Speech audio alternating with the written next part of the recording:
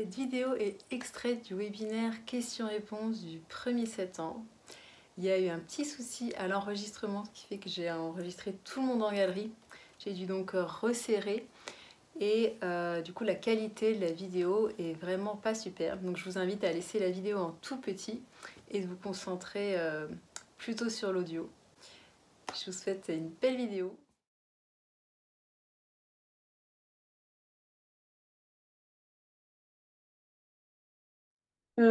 Du coup, bonjour à tous. Je suis assez stressée. Là, je sais pas, j'ai du mal à m'exprimer en public, même si je vois personne. Du coup, on va Euh, reprendre comme pour tout le monde. Est-ce qu'on va bien sentir nos pieds? Est-ce que tu sens bien tes pieds? oui, Ouais. Est-ce que tu peux sentir ta respiration? j'ai mon cœur qui palpite beaucoup. Allez, on va prendre juste un petit temps pour se sentir tranquille ensemble. Est-ce que tu peux regarder autour de toi, observer cet endroit dans lequel tu es? C'est vrai que c'est pas un endroit familier, c'est peut-être pas l'endroit dans lequel tu te sens le plus à l'aise. Est-ce que tu te sens... Étrangement, c'est un endroit qui m'est familier parce que j'y suis retournée beaucoup de fois. Mhm. Du coup, en fait, c'est vrai que en vrai, j'ai beaucoup de questions, mais je vais quand même me contenir un peu pour laisser la place aux autres. Mais j'ai beaucoup de questions par rapport à ma maladie, du coup, qui est une psychose, et pourquoi, par exemple, parfois je fais des mouvements incontrôlés, pourquoi j'entends des voix, est-ce que c'est dans ma tête ou est-ce que c'est à l'extérieur? Bon, ça, c'est un truc qui me pose vraiment à savoir si je suis malade ou si c'est juste que je capte d'autres mondes. Et en fait, quand tout à l'heure vous parlez d'ayahuasca ou quoi, et ben en fait, moi j'avais envie de dire que c'était dangereux parce que moi j'ai même pas pris d'ayahuasca, mais j'ai juste été dans une université de la connaissance de soi où j'ai ouvert des portes et c'était trop tôt et maintenant je dois prendre un traitement pendant 4 ans et tout ça. Et donc je voulais dire qu'il faut faire attention à ça parce que si on n'est pas prêt, ben ça peut être dangereux. Enfin bref. Et sinon, ma question qui est vraiment importante pour moi, c'est que la sexualité, c'est quelque chose qui me passionne parce que pour moi, il y a l'amour à l'intérieur et enfin, c'est un moment où il devrait y avoir de l'amour et tout ça. Et du coup, c'est pour ça que ça me passionne parce que tout ce qui parle d'amour, ça me passionne. Mais le truc, c'est que ça va vraiment pas à ce niveau-là dans ma vie. En fait, ben, du coup, la question que je voulais poser, c'était pourquoi pour donner le contexte, c'est que depuis que je suis petite, enfin depuis adolescente, que j'ai découvert la sexualité toute seule, je m'identifie à un homme pour avoir du plaisir ou je m'imagine être un homme. Et puis même dans mes premiers souvenirs, quand j'avais 5 6 ans, je prenais du plaisir à m'imaginer être un homme. Enfin bon bref, donc je me suis dit, mais en fait ça remonte à loin, donc je comprends pas parce que il pourrait y avoir un souvenir qui est traumatisant lié à la sexualité, mais c'était après les 5 6 ans. Et du coup, je comprends pas pourquoi en regardant un film, parfois... Enfin bon, bref, je suis perturbée, désolée. Ouais, et Et, sentir et tes en tout cas, la question, c'est pourquoi j'arrive pas à ressentir du plaisir en m'imaginant être une femme, pourquoi j'arrive pas à prendre du plaisir quand je suis dans mon corps de femme. Est-ce que c'est lié à mes vies passées où j'étais plus fois d'homme? J'en sais rien. Je sais pas, est-ce que... juste, j'ai bien entendu ta question, puis tu me l'avais déjà posée. Je, je- Ouais, je vais t'inviter à sentir tes pieds, ouais. vraiment, et à pousser tes pieds. Tu vas repousser la terre avec tes pieds et tu vas me dire si c'est juste pour toi de te toucher et voir si c'est ce qui est plus aidant, c'est de toucher la peau ou d'aller comme toucher tes muscles ou d'aller comme toucher tes os. Je crois que c'est mes os derrière le cou. J'ai l'impression que je ressens que... Enfin, je sais pas si c'est les os, je ne m'y connais pas trop encore, mais en tout cas, il faut que j'appuie bien fort à l'intérieur de la peau. Voilà, alors continue à faire ça. Les os, tu peux bien les sentir sur les doigts de tes mains, par exemple. Tu peux venir sentir. Et puis, tu vois, quand tu prends la phalange de l'annulaire, que tu mets ton doigt tout droit et que tu appuies, et ben, en fait, tu peux aller sentir jusqu'au coude. Tu vois, les os, ça conduit comme ça, hein. C'est comme ça qu'on se tient debout, en fait, hein. C'est un truc de fou. Donc, je vais t'inviter comme ça à bien pousser sur tes doigts jusqu'à ce que tu sentes que ça rentre dans le coude. Bien sentir tes os. Tu peux justement toucher. On peut bien sentir les os au niveau du coude, au niveau des chevilles, au niveau des genoux. De bien venir sentir ta structure. Donc, en fait, je vais quand même répondre à cette question que tu n'as pas officiellement posée sur est-ce que ce que j'entends, c'est à l'intérieur, est-ce que c'est à l'extérieur. En fait, il y a sûrement des choses qui viennent des deux endroits.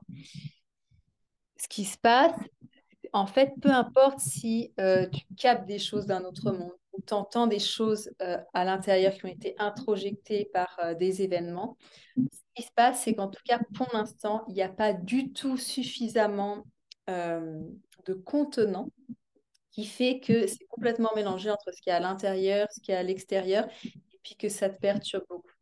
Donc là, vraiment, le job, ça va être toujours le même, hein, c'est toujours le même, c'est revenir ici, revenir ici. Les os, je pense vraiment que ça va t'aider. Toucher tes là, regarder autour de toi. Je t'invite beaucoup aussi à utiliser des huiles essentielles, à aller sentir que tu es là et observer ce qui se passe dans le concret. Il faut que tu puisses toucher, il faut que tu fasses des choses hyper simples, concrètes. Ouais, mais c'est parce qu'en fait, la spiritualité, ça me passionne tellement que du coup, j'ai tendance à vite m'envoler parce que j'ai pas envie d'être sur Terre, hein.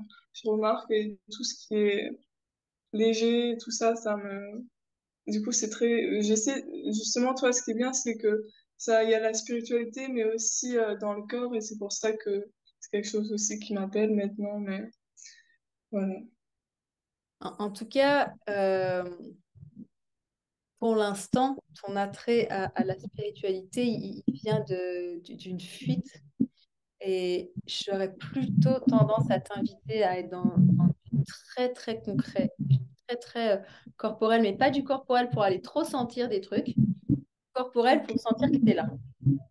Tu es là et tu regardes concrètement autour de toi, tu respires une huile essentielle et ok, je suis là et là. Pas juste le je suis là va pas suffire, je suis là et à l'instant, il n'y a rien de dangereux. Et ça, ton corps va pas le croire pendant un moment, mais il va falloir que tu montres, ok, là, déjà, il n'y a personne dans cette pièce, personne peut rentrer, puis tu regardes des choses hyper précises, tu vas te décrire ce que tu vois, et, vraiment, et aussi tu peux demander de l'aide. Tu peux demander de l'aide.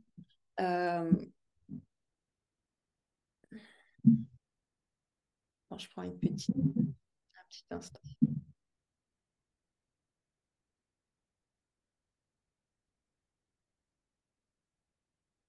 Donc, je pense que le concret dans le corps est quand même, vu la grande porosité qu'il y a pour toi en ce moment, tu peux faire une pratique qui n'est pas corporelle, mais tu l'as fait depuis le là maintenant, les yeux ouverts avec ton corps. Simplement, tu imagines comme une grande bulle de lumière blanche qui t'entoure. Et en fait, c'est comme un tube. Et tu vois, tu fais du haut jusqu'en bas, le blanc, après le vert, après le bleu, après le violet, après le doré qui t'entoure. Comme ça, tu te protèges et tu, tu peux demander de l'aide bienveillante pour t'aider à sentir que tu es là en sécurité. Hmm. Et tu fais que ça. Ok. Après, Merci. la question par rapport à la sexualité et le fait de pouvoir prendre du plaisir en t'identifiant homme. Oui, voilà, du coup, je me demandais si c'est parce que j'étais dissociée, si c'est un moyen de survie pour quand même reprendre du plaisir. Et je me demandais si surtout parce que si c'est possible que ça change, parce que sinon j'ai pas ça. En fait, ça me rend malheureuse parce que même après avoir eu un orgasme de cette manière, je me mets à pleurer parce que c'est tellement éloigné de ce que je veux dans mon cœur, de mes aspirations profondes que du coup bah ça me rend triste parce que je peux même pas avoir de rapport avec un homme ou alors c'est douloureux. Enfin, bon. Alors, qu'est-ce qui se passe? quand, quand il y a un trauma. Quand il y a un trauma, on a expliqué, le cerveau disjoncte et tout l'événement continue de se dérouler non enregistré. Et le cerveau, il enregistre dans les fragments qui flottent. Plein de fragments traumatiques qui flottent, donc nos sensations, nos émotions, ce qu'on voit, tout ça, c'est enregistré et ça va faire remonter quand la mémoire traumatique se réactive, ça fait qu'on est envahi par le trauma. Dans l'ensemble de ces fragments qu'on enregistre, on enregistre aussi ce qui se passe pour les personnes autour de nous. Par exemple, si on est témoin euh, d'un accident, de violence, et qu'il y a des personnes qui vivent de la détresse devant nous, on l'enregistre aussi. Le système ne fera plus de différence entre cette détresse de cette personne et la nôtre. On enregistre aussi ce qui se passe pour les personnes qui nous agressent. On enregistre leurs sensations, leurs émotions. Donc, on va enregistrer, par exemple, s'il y a de la violence, on va enregistrer leur haine, on va enregistrer leur mépris, qu'on va parfois se retourner ensuite contre soi parce qu'on l'a tout oublié, on en a fait un gros paquet, souvent on a même oublié l'événement. Et il va y avoir typiquement l'autocritique, l'auto-sabotage. En fait, c'est des choses qu'on a introjectées d'une violence qu'on a reçue et qu'on se refait vivre. Et on croit que c'est nous qui pensons ça de nous-mêmes. On croit que vraiment on pense qu'on est nul et ci et ça. Mais en fait, non. C'est un truc qu'on a capté c'est dans notre système, ces paroles sont dans notre système, genre t'es trop nul, mais en fait, non, pas nous ça. Ça, c'est une première chose. L'autre chose qu'on peut capter, et c'est donc au niveau de la sexualité, on peut capter la charge sexuelle de la personne. Donc, typiquement, quand il y a des agressions sexuelles, en fait, il y a deux types de réactions, donc sympathique ou dorsale, dans ce type d'introjecter la charge sexuelle de l'agresseur. Si on a, ou plutôt, oui, dissociation, mémoire traumatique, bon, c'est un petit peu pareil. Si vraiment je suis complètement coupée, ben, la charge sexuelle, je ne vais carrément pas avoir de libido, pas de désir, rien. Ou alors, je suis envahie par la charge sexuelle de mon agresseur. Et il y a des personnes, que ce soit des hommes ou des femmes, qui sont envahies par des pulsions sexuelles qui les débordent. À partir du moment où l'énergie sexuelle est débordante, c'est une charge traumatique. Notre énergie sexuelle propre n'est pas débordante.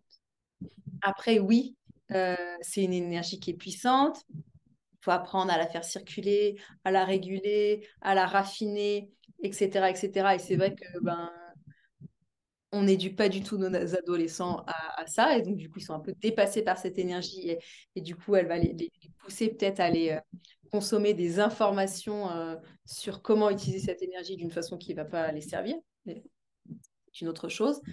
Quand il y a du coup une charge introjectée, ça déborde. Et une autre chose qu'on peut introjecter de l'agresseur, c'est effectivement le plaisir qu'il a pris. Le plaisir qu'il a pris de X, Y façon. Donc le fait de pouvoir prendre du plaisir seulement en étant dans une certaine configuration, pour moi, vraiment, ça évoque la question du trauma. Parce que ton énergie à toi, en tout cas l'énergie de la personne agressée, elle a été coincée dans ce trauma. C'est un peu ce qu'on disait tout à l'heure, c'est-à-dire qu'on veut chercher le, le trauma, on veut retourner, on veut savoir, hein, parce qu'on sait que c'est là qu'on a perdu un morceau. Et ben, c'est pareil quand il y a des agressions sexuelles. C'est-à-dire qu'à la fois, dans ce moment-là, et ben, on capte une charge sexuelle qui est pas la nôtre, mais notre libido, notre énergie à nous, notre propre énergie sexuelle, elle est restée coincée là-bas. Et donc, du coup, c'est dans ce scénario, là où notre énergie sexuelle s'est bloquée, qu'on va pouvoir débloquer, sentir quelque chose avec un peu peut-être notre énergie, avec beaucoup peut-être quelque chose qui n'est pas notre énergie. Et forcément, en utilisant l'énergie sexuelle de cette façon-là, ben oui, après, on ne se sent pas bien parce qu'en fait, on a été reactiver des choses du trauma, revivre des choses du trauma. Et c'est complètement normal de soit par exemple pouvoir sentir du plaisir que en imaginant qu'on vit une agression, etc. Soit que en imaginant en fait, qu'on est à la place de notre agresseur, soit que en imaginant X, Y chose, parce que c'était coincé là. Et J'ai une question, est-ce que ça peut être lié à des mémoires transgénérationnelles? Parce que moi, j'arrive pas vraiment à voir d'où ça peut venir pour alors, l'instant.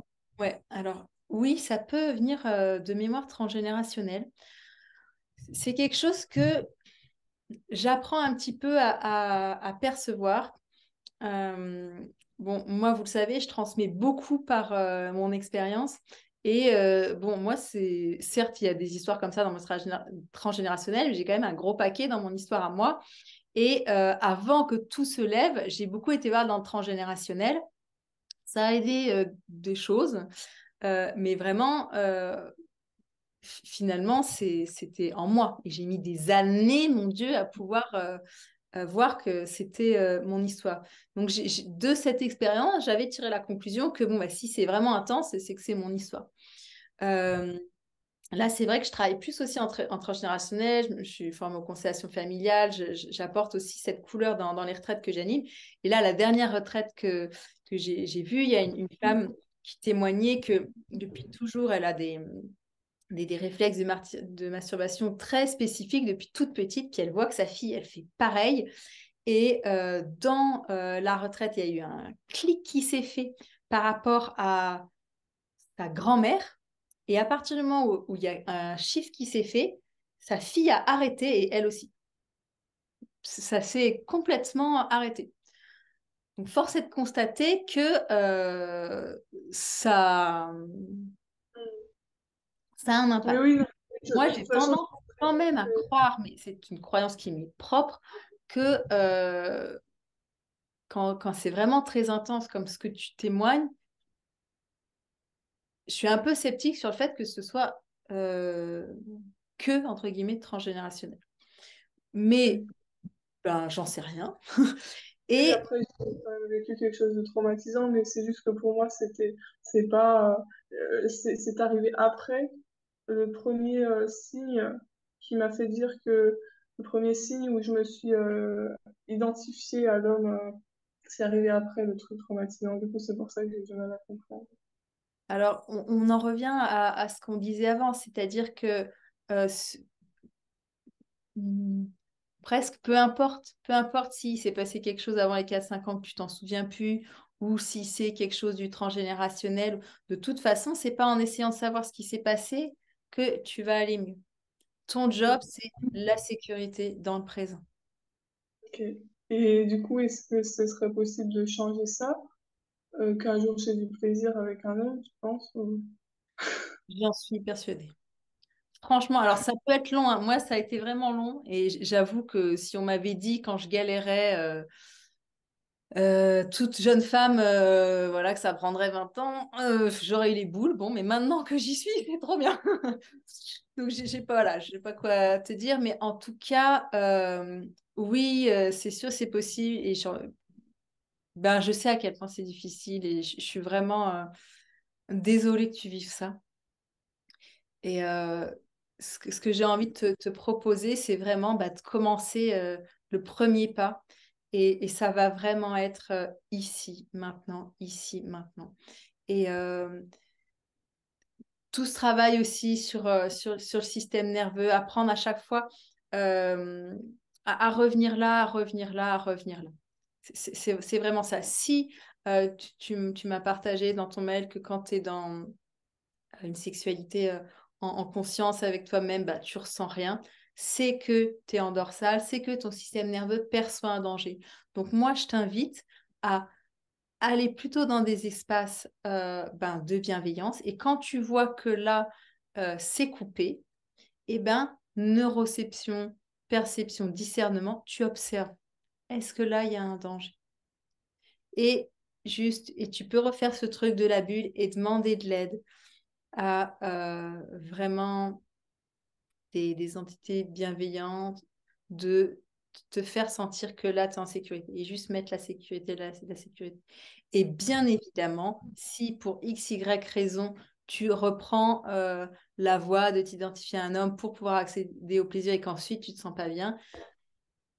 Vraiment bienveillance envers toi-même. Pour l'instant, c'est la seule voie et tu fais comme tu peux. Vraiment, il ne s'agit pas de se juger là-dessus. Merci beaucoup. Merci infiniment. Ouais, courage. Merci. Et si vous voulez en savoir plus sur la voie de la résilience, le programme d'intégration des traumas, vous trouverez toutes les infos en dessous de la vidéo. À bientôt!